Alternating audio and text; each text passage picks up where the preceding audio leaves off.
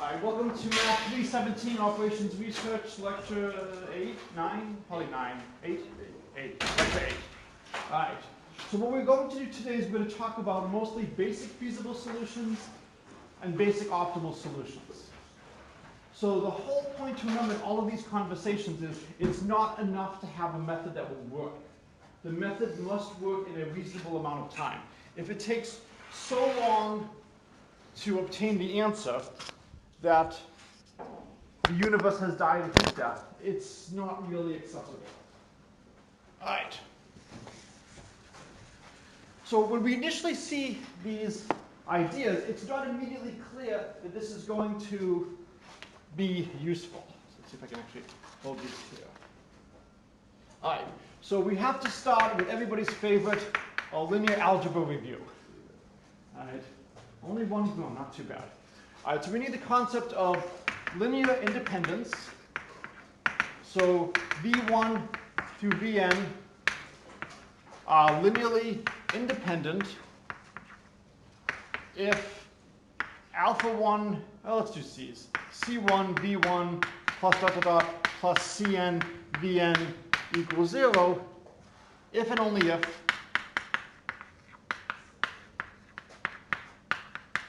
what? All the CNs are identical. Yep, C1 equals C2 equals Cn equals 0. It's not that hard to have a linear combination of the v's equals 0. Just choose all the c's to be 0. They're linearly independent if that is the only way that can happen. So if you think about two-dimensional space, in general, two vectors will be linearly independent in two-dimensional space if you choose two vectors at random. Is it possible that you choose two vectors in the same direction? Yes. In two dimensions, if you choose three vectors, is it possible for the three vectors to be linearly independent? Three vectors in two dimensions, right? If I choose this one for the first, anything not parallel to that for the second would be fine. And if I stay on the plane, there is no choice for a third vector that will be linearly independent. If I choose something like this, for instance, I can write it as so much in terms of one plus so much in terms of another. And do like the parallelogram law. So you can talk about the dimension of the space. So R2, two-dimensional space, will have a basis of two vectors. So anything can be written as a combination of two vectors. Depending on the problem you're looking at, different bases will be better than others. If I give you a rotated ellipse like this, we've talked about this numerous times, you don't want to use the standard Cartesian coordinate axis for this, right? It's much better for this to just lean back a little bit and choose as your basis those two directions.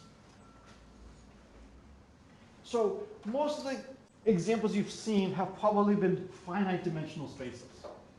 You can look at infinite dimensional spaces if you've seen any Fourier analysis, writing things in terms of sines and cosines or Taylor series, or looking at spaces of continuous functions. You can get wonderful infinite dimensional spaces. Fortunately, we will not be working with infinite dimensional spaces in this class. We will just be working with astronomically large finite dimensional spaces. Too large to effectively attack by brute force. And then the goal will be, rather than searching through the entire space, is there a clever way to look at just a subset of it and have all the action happen there? All right, so this is the notion of linear independence. You can give lots of problems. Are these vectors linearly independent or not? Most of the time, they will be linearly independent. If I give you a n by n matrix, is it possible for all the columns to be linearly independent? Yes, can you give me an example? I don't know why it's not focusing up there. Yes? The identity matrix, right? That's a great example. Always think of the simplest example you could give. Identity matrix and the zero matrix should be your two leading contenders. Okay? If I give you a matrix with n plus 1 columns and n rows, so n plus 1 columns and n rows, is it possible that all the columns are linearly independent?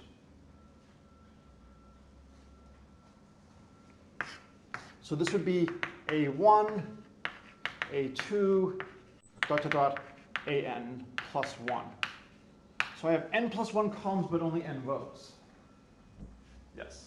They cannot, because each column vector specifies position in Rn, but you have n plus 1 vectors. Okay, I'm not sure why this seems to be drunk today, but okay. So we can't have any situation where we'll have n plus 1 columns and have them all linearly independent. The question is, what's the best way to view this? Well, how many components does each column have? N. So imagine they were linearly independent. So I have some vector, and it will have n plus 1 components. And it's going to give me some output. Let's call it y.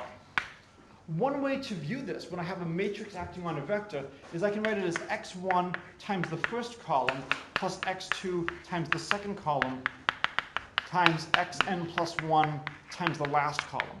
So this is a really nice way of looking at what happens when a matrix acts on a vector. You get a linear combination of the columns. And so if I get a linear combination of the columns, you might have heard phrases such as column space. Well, what is the column space of this? Well, the column space is the set of all linear combinations of the columns. Each column has only n components. Each AI has n components. So this lives in Rn. So there's no way that I should be able to have this as linearly independent. I should be able to write one in terms of the other. Right? As a nice exercise, do this rigorously and prove that you will always be able to find some choice. What does that mean? It means at least one of the x's has to be non-zero. Is it possible that only one x is non-zero? So can you do it so that only one x is non-zero? How would you do that? You would make one of these columns a zero vector. Excellent. So this is where you need to be a smartass. Okay? That's actually a good thing mathematically.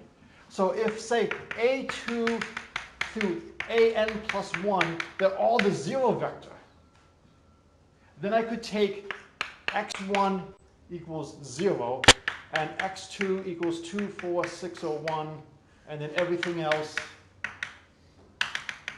is 0. Let's think, what does a column of all zeros do? So I guess zooming in on because this is a dramatic moment in the lecture. Right? It's like Hamlet holding the skull. Right? What does a column of all zeros do? So imagine over here that this A2 was all zeros. Then when we hit it with anything, is there any impact? Is there any reason to include the column of all zeros? No. Basically, you're just being polite. Okay, you want to have x2 as one of the variables? Sure, we'll have x2 as one of the variables, and we'll just always have it hit by 0, so it has no impact in anything that happens, but you can feel good that x2 is listed. Right? You will never be able to see anything involving x2. So when we're doing our analysis, it's often not a bad idea to say, let's just assume that there's no column of all zeros. Because if there's a column of all zeros, we will never see anything that has to do with that vector. Okay? If we now assume that all the columns are not identically 0, then the only way you can have a dependence like this is if at least 2 of the x's are non-zero. If only one of the x's were non-zero, then you would be in trouble. All right. So I think this is all the linear algebra we need. The last note, which should be explicit. If we look at ax equals b, we say b is in the column space of A.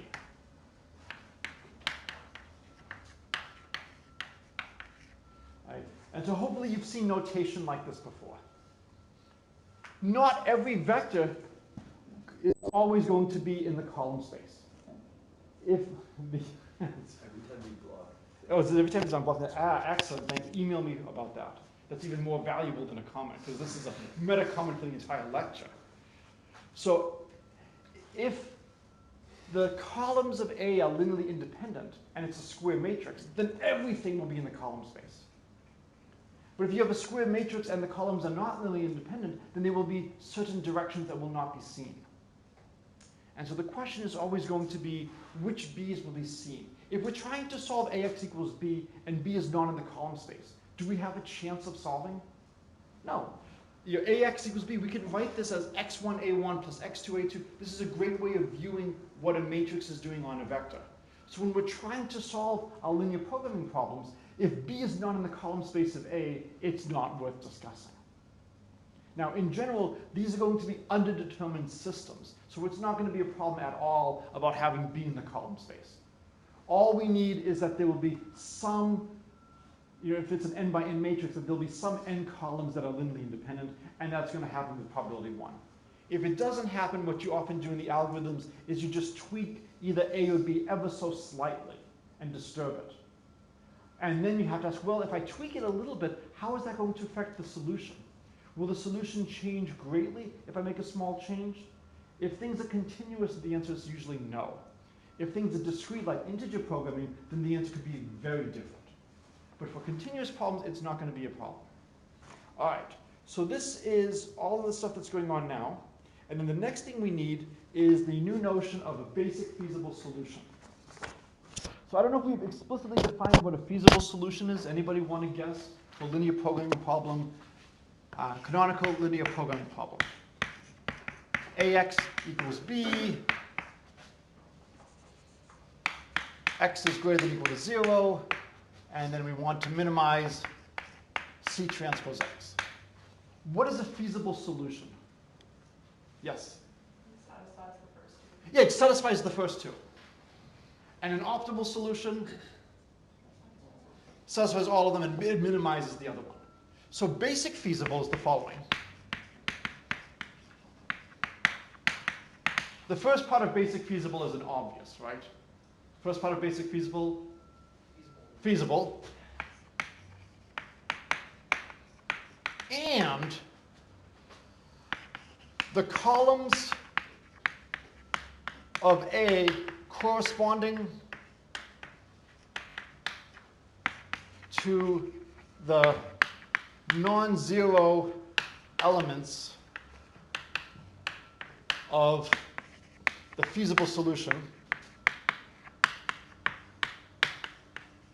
are linearly independent. We shouldn't be too surprised to see linear independence coming in, given that we just reviewed it. The real question is, why is this a good notion to look at? Well, it's basically saying, I'm looking at the columns of A related to the entries of my feasible solution where action is. Where there's something that's non-zero. And then we will talk later about the following great theorem. The number of basic feasible solutions is finite. I am deliberately writing finite in large letters to emphasize the fact that it could be so large that we may not be able to practically go through all of them by brute force. But it's a finite number. Later, we will see that there's an efficient way to go through the finite set. So even though the number of basic feasible solutions is too large to check one by one by one, there is a path to check through them. Now, at this point, you almost want to start writing your own class. So if you were to teach calculus, I might have asked you this already, how would you define the product rule or the quotient rule? The derivative of a product is? Yes? The first times the derivative, second plus the second. No, that's what it actually is. If you were God and you could design mathematics, how would you make the product rule? It's the product of the derivative. It's the product of the derivatives. And in your world, what would the quotient rule become? Yeah, the derivative of the quotient is the quotient of the derivatives. Right? And there's a couple of functions that satisfy this, but most functions do not. What would you like to be true if there's a feasible solution? I'm sorry? If a canonical linear programming problem has a feasible solution, what would you like it to also have? Well, no, okay, yes, that's too good of a world. Not every problem is going to have an optimal solution, sadly. Let's just focus on feasible solutions. If you have a feasible solution, what else would you like to have? Yeah, well, that's very strong. Okay, so again, I'm willing to go part way with you, okay, but don't push it. Now, it would be wonderful if every feasible solution was a basic feasible. But then, is there any reason to call it basic feasible? It would then just be the same as feasible. So for this to be useful, and this is why I really want to top this point, basic feasible cannot be the same as feasible. Years ago, somebody gave a colloquium on surreal numbers, and I got in trouble for asking the following question afterwards. Are there any numbers that are surreal numbers that are not real numbers? And they didn't know the answer. If you're giving a talk on the surreal numbers, you should know, is it the same as the reals or is it something else? Okay. When we're doing basic feasible, right now I haven't proven yet that basic feasible is different from feasible. If they are the same, then it's a worthless concept. We will see later that they're different.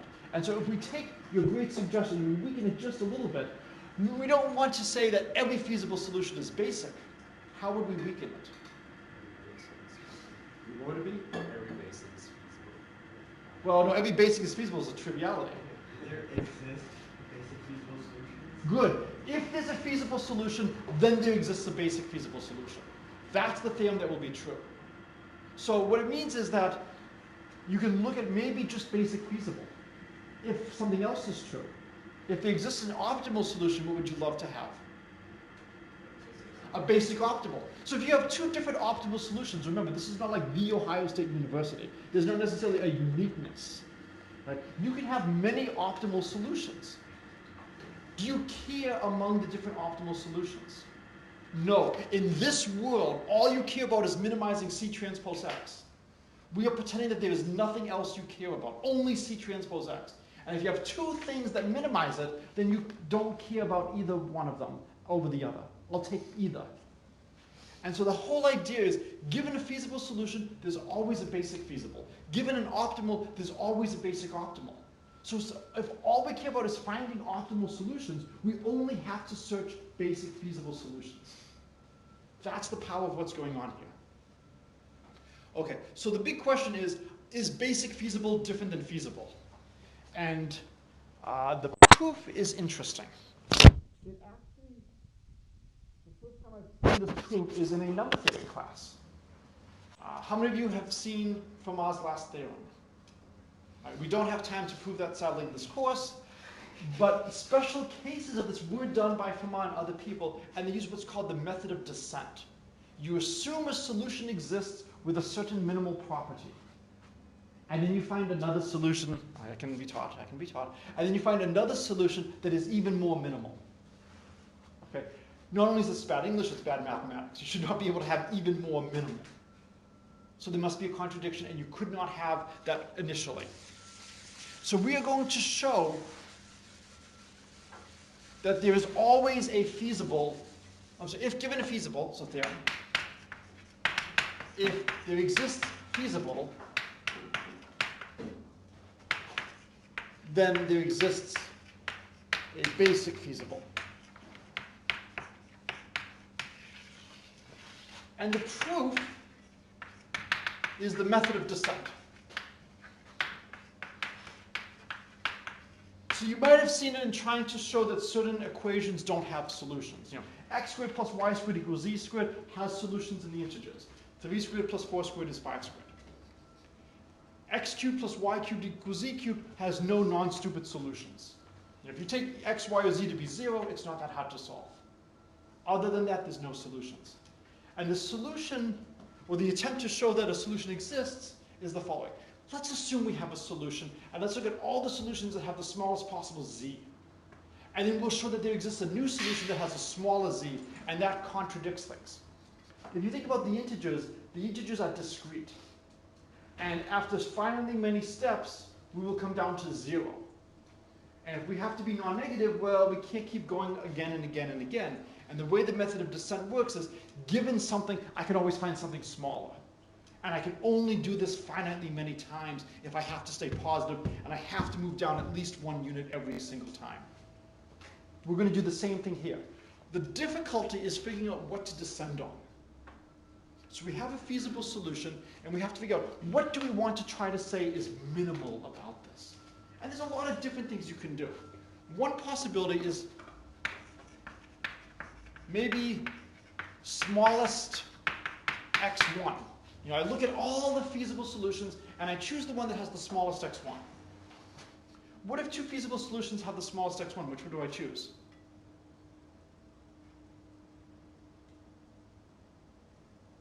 Because it needs to have some kind of minimality. One with the smallest x2. Then with the smallest x2.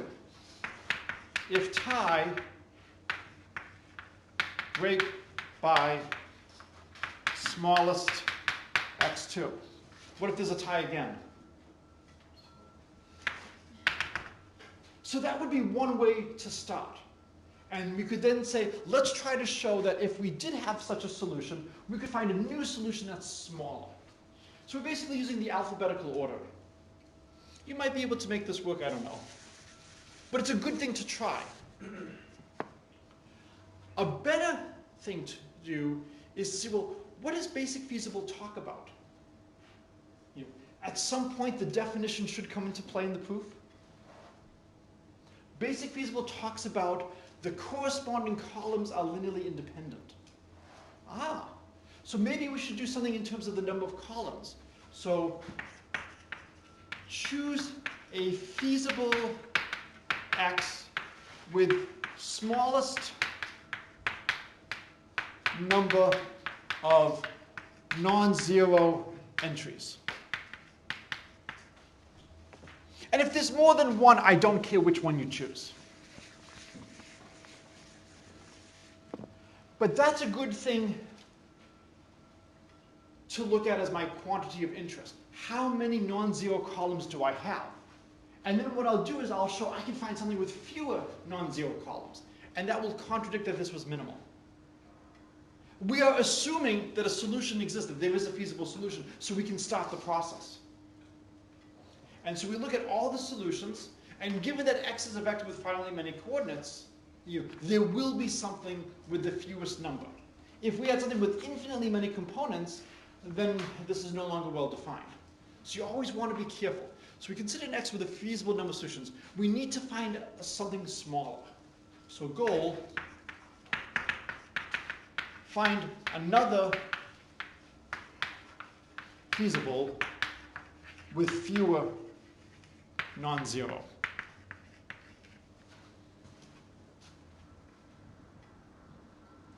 All right.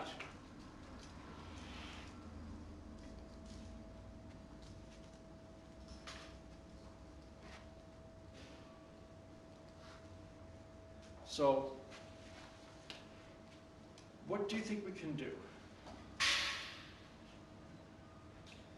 We know AX equals B. So we know x1 A1 plus xn AN equals B. And we know some of these x's are 0 and some of these x's are not 0. So I'm going to write something that I'm going to immediately erase it. So maybe it's xi1 ai1 plus xik aik equals b, and that these are the non-zero ones. We now have indices on indices. I don't know about you, but I'm not thrilled about seeing indices on indices, and I fear what might happen next. Indices on indices on indices. So the most important logarithm in mathematics is this one. Does anybody know what this one is? Without loss of generality, right? Without loss of generality, why don't we just relabel the variables of the columns and assume that the first k entries are non-zero, and then everything from that point onward is 0. And then we don't have to deal with indices on indices.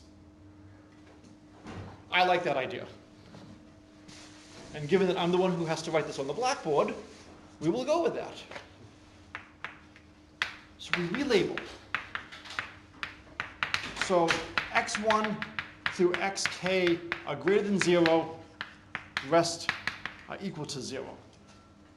So we have x1 a1 plus xk ak equals b.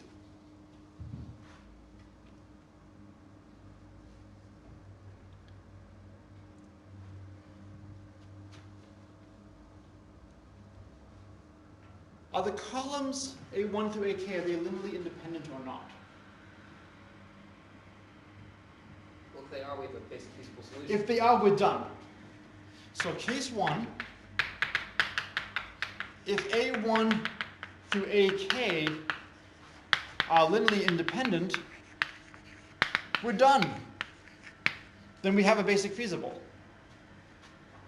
Right? Done as basic feasible. So we might as well assume that the columns of A are not linearly independent. Because if they were linearly independent, then we found a basic feasible solution. And that's our goal, is to show that there is a basic feasible solution. So case 1 is not so bad. So in case 2, we will now deal with the fact that we do not have linearly independent columns. So case 2, A1 through AK are linearly dependent. So whenever you do proofs like this, you always want to ask, what do I gain from this assumption? Well, it means there exists C1 through CK such that C1A1 plus CK AK equals 0. And not all of the C's equals 0. That's what it means to be linearly dependent. How many C's must be non-zero at a minimum?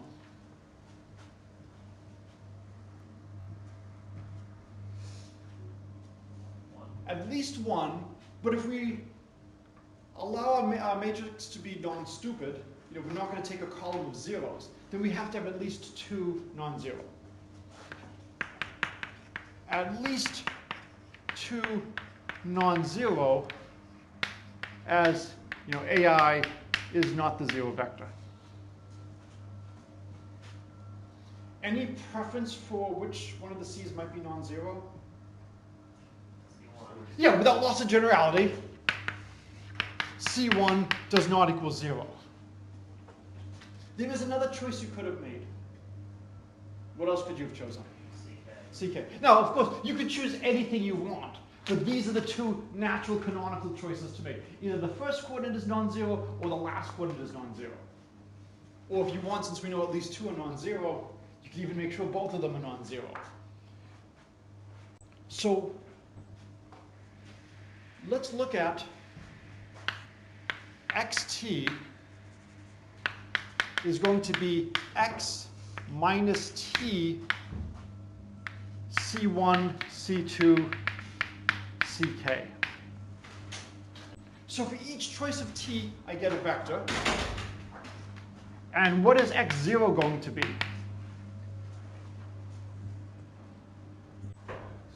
It's just going to be x.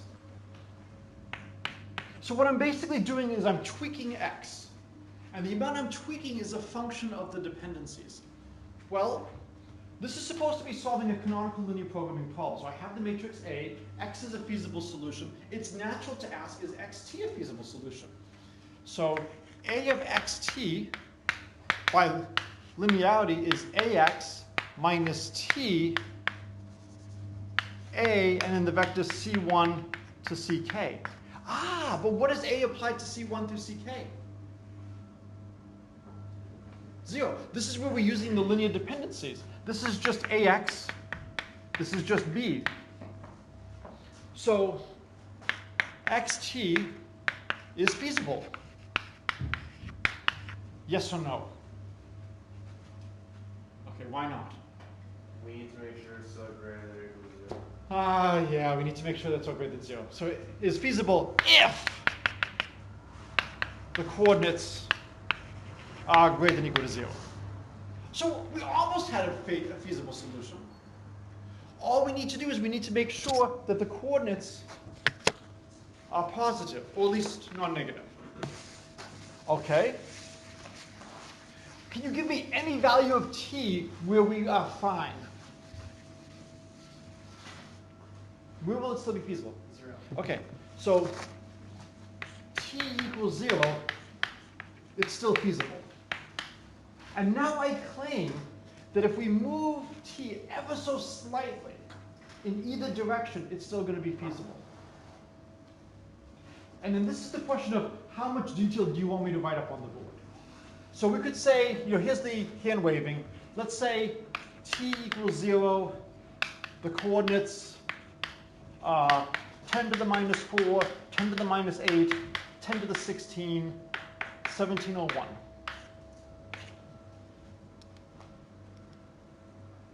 Well, if I now want to move t a little bit, I have the values of the c's, and if I look at xt,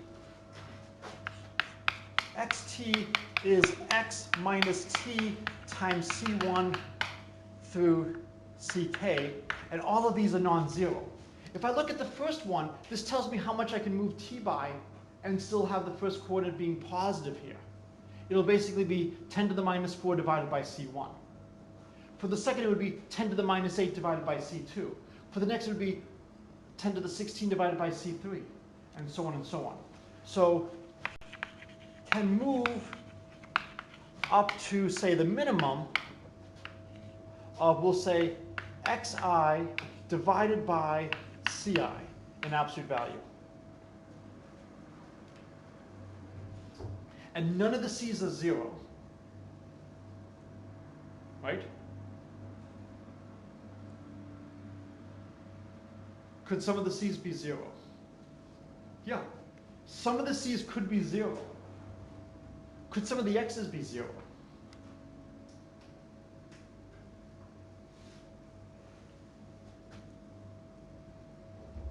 No, because we've assumed all the x's are non-zeros. So the top is not 0.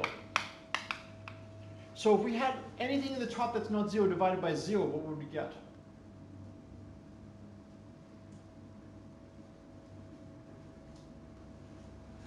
So 5 divided by 0 is? An error message. Well, we get an error message, but how far could we take t? What's 5 divided by 0 in this situation? Arbitrarily large. Okay, and what do we call arbitrarily large? Infinity. If one of the c's is 0, then it doesn't matter how much we move t, because that component's not going to matter. If a corresponding c is 0, we're not changing the corresponding component of x.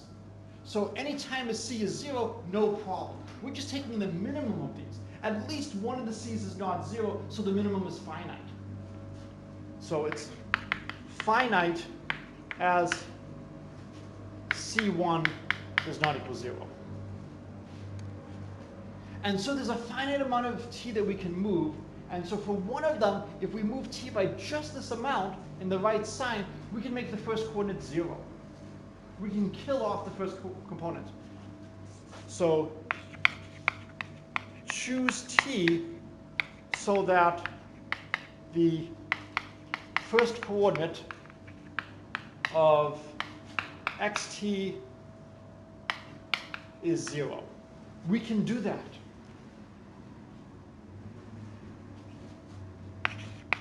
Now have a new feasible with fewer non-zero components. And that's a contradiction. So we start off by assuming that we had a feasible solution with the fewest number of non-zero components. If the corresponding columns were linearly independent, great, we have a basic feasible solution and we're done. If they're not, then we have a dependency among the columns. And since we have a dependency among the columns, we can then look at this new vector, x minus t times the c's. And as long as t is sufficiently small, the coordinates of xt will be non-negative. Is it possible that 2 or 3 coordinates could all become 0 at this critical threshold? Absolutely. All that matters is at least one additional coordinate becomes 0.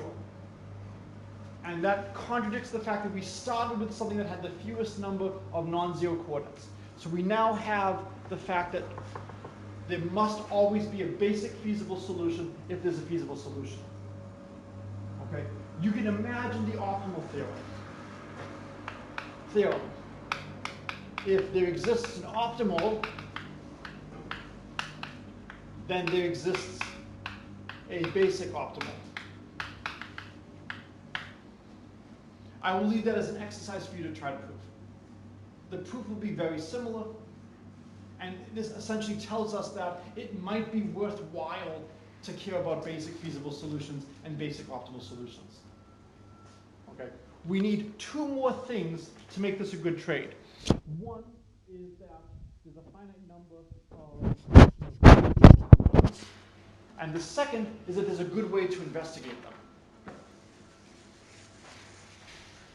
So this is the part of the course that is the most heavy in linear algebra. So a lot of the other stuff, the material I think will be harder, but it will not have prerequisites from earlier classes. So theorem. There exists finitely many basic feasible. At this point, what am I trying to prove? What is my goal? What am I trying to prove right now?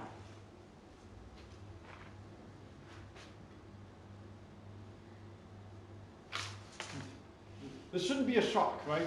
Theorem is right here. What am I trying to prove? There are finitely many. Thank you. There are finitely many. Am I trying to prove that I can find them easily? Not now. Not now. Am I trying to prove that I have a reasonable bound on how finite is finite? No. I'm just trying to prove that there is a finite number. There was once, I was doing a paper on Benford's law of digit bias, which is related to detecting fraud, and I needed to prove that something was less than infinity. And I was able to show that it was at most something like 10 to the 602. And then, the conjectured answer is definitely less than 10. And with a little bit of work, I think I could have shown it was less than 10. But if I used the nuclear bomb and just throw in some really heavy machinery, I get 10 to the 602 immediately. Good enough for me. So right now, I am not going to try to get a good result. I am just trying to prove that it's finite. Once it's finite, this is a tremendous advance. Because right now we have a continuous problem and we have infinitely many things to check. We've now reduced it to a finite number of things to check. If the finite is of size 10 to the 602, it's effectively infinite. But theoretically, it means we have reduced it to a finite calculation. All right. So we want to show that there's only finitely many basic feasible. So we have ax equals b, x is greater than or equal to 0. Now we want the columns of A in a feasible solution to be linearly independent. So let's say A is n by n. So this is the columns, and this is the rows. So what are the possible values for how many independent columns of A we could have?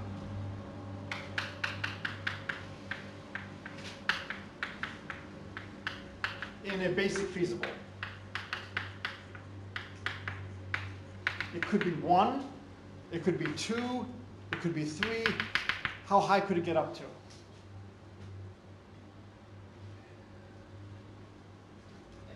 M. Okay. So for each one, so let K be some number from 1 to M. We'll show that there's only finitely many basic feasible with K non-zero entries. So study, let's say, K basic feasible.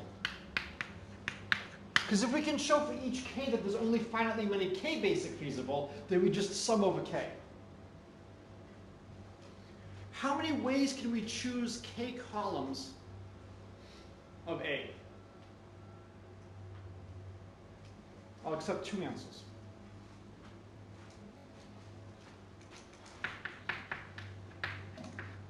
How many ways to choose K columns of A?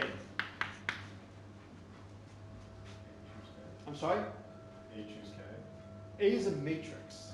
So how many ways can I choose? I'm sorry? There's n columns. There's n choose k. I would have also accepted finitely many. Because I'm not trying to get a good result. See, you can't help yourself. You're trying to give me good information, that's fine. But it would have been okay to just say, there's finitely many. So for each choice, all I have to do is say, for each choice of k columns of A, there's only finitely many solutions, and we're done. Done if each choice has only finitely many basic feasible. So I keep breaking the problem into smaller and smaller and smaller components. All I have to do now is show that given A1 through AK times X equals B, I need to just show that there's only finitely many solutions to this. Is it always the case that there are only finitely many solutions to a linear algebra problem? If so, we'd be done. Is that the case? No. Not even close, right? So one of the problems is if you have something annihilated by the matrix, I can add any multiple of that. So unfortunately, this means we have to do a little bit of work. All right. So let's think about what we have. We have some matrix, A1 through AK times X equals B. I'll call this matrix M. And we'll assume B is in the column space of M. If it's not in the column space, then there's no solution and we're done. We only have to show that there's finitely many solutions. We just want to show that there can't be multiple solutions, or too many solutions. Now when you look at a matrix equation, when you look at mx equals b, how many possible solutions are there for a given b? There could be no solutions? Infinitely many or one. Yeah, that's it. It's either 0, 1, or infinite. So all we have to do is prove that there aren't infinitely many solutions, and we're done. So we keep trying to reduce smaller and smaller and smaller things. All we need to do is show that there can't be infinitely many solutions. What would it mean for there to be infinitely many solutions? We would need something that's annihilated by m. So if we had, m times y equals 0, then x plus ty would always be a solution.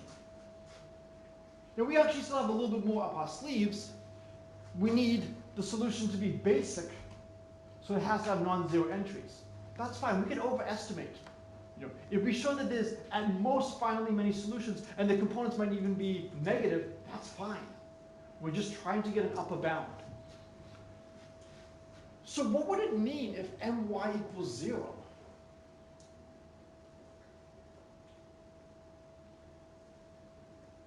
What must be true for m acting on y to be 0? 0 is in the column space of M. Well, 0 is always in the column space of m. I was going to say a y1, m1 plus Yeah. So y1, m1 plus yk, mk equals 0. What does this tell us about the columns of m? So if y is not 0, this implies columns of m are linearly dependent. What do we know about the columns of m? But columns are linearly independent. So we can only have one solution. If we ever had two solutions, then we would have infinitely many solutions, and we would have some vector y. If you want to see that explicitly, what you could do is look at the difference of two solutions, and then that would be sent to 0.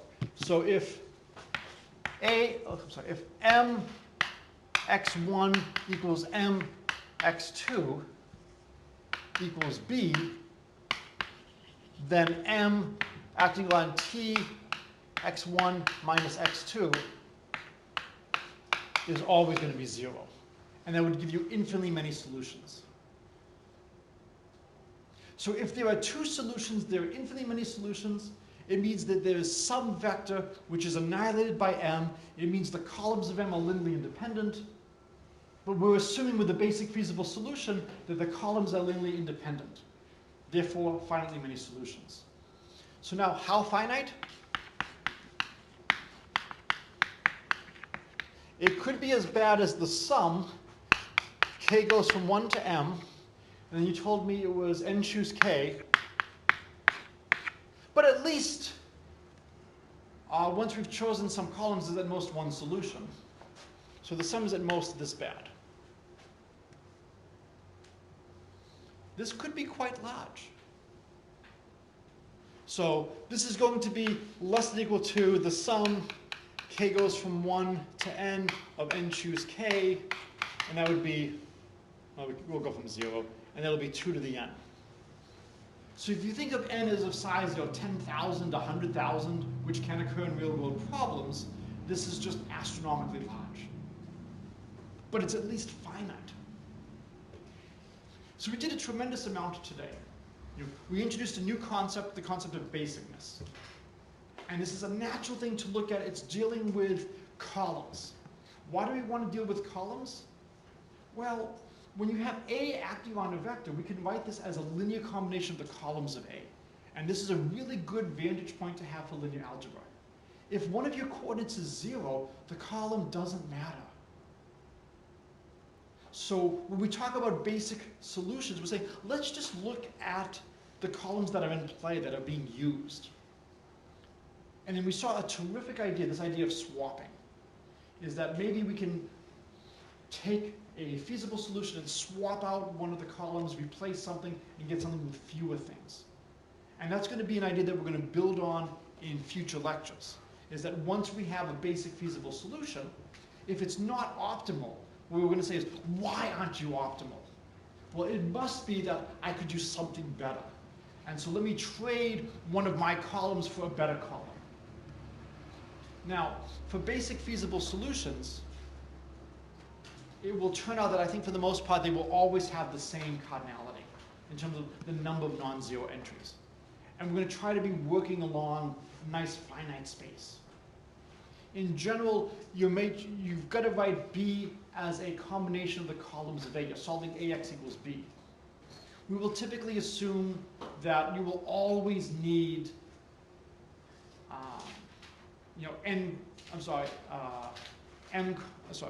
if B has M components, you'll always need M columns of A. We're not going to have B as one of the columns of A, which is going to be much easier and generic. That it's going to be a generic point. Everything is always going to be in play. Okay, so at this point, there should be optimism that we are making progress, that we've seen that this is an approach that has a chance of success.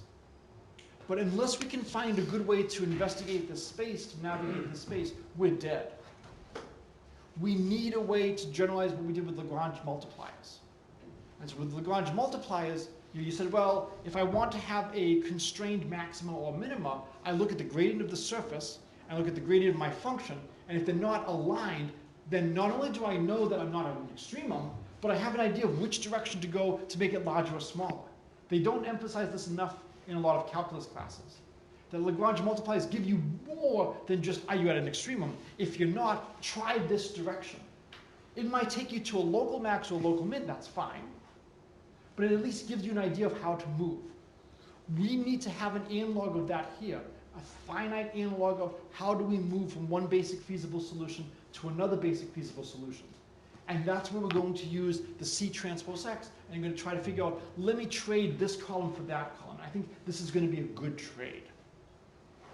All right, so I will stop here. Have a good rest of your day.